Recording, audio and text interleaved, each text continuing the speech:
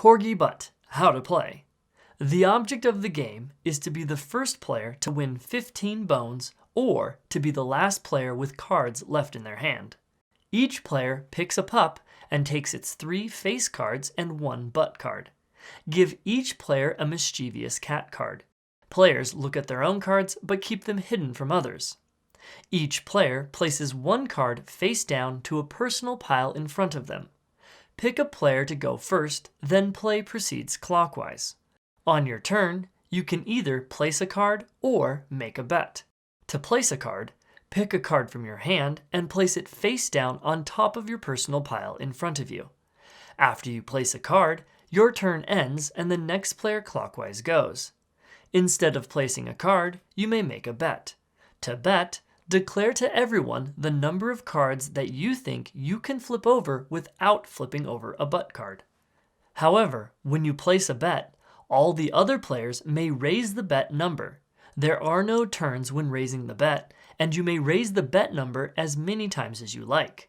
Then, when no player is willing to increase the bet, the player with the highest bet number must flip over the number of cards they bet. The first card flipped must always be the top card of their own personal pile. Then they may flip any card from any player's pile, including their own, in any order they want until they've reached their number. If you successfully complete a bet without revealing a butt card, then you win that number of bone tokens. If, however, you reveal a butt card, then you are unsuccessful. Gather all your cards together in your hand, and the player whose butt card you revealed discards one of your cards at random, face down, without anyone but you seeing it, to a central discard pile.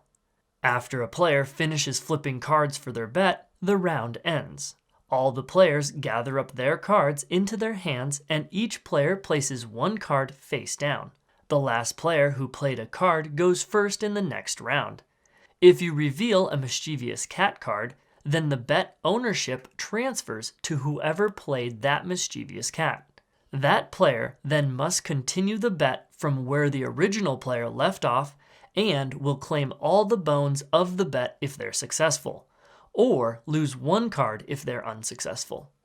Revealing a mischievous cat does not count as a card towards the bet count. For example, if you bet 5 and on your 4th flip reveal a mischievous cat, then the player who played the mischievous cat now takes over the bet and must flip over 2 more cards. If you flip over a mischievous cat in your own face-down pile, then ignore it and immediately flip over the next card in your pile. The first player to collect 15 or more bones, or is the last player with cards left in their hand, is the winner.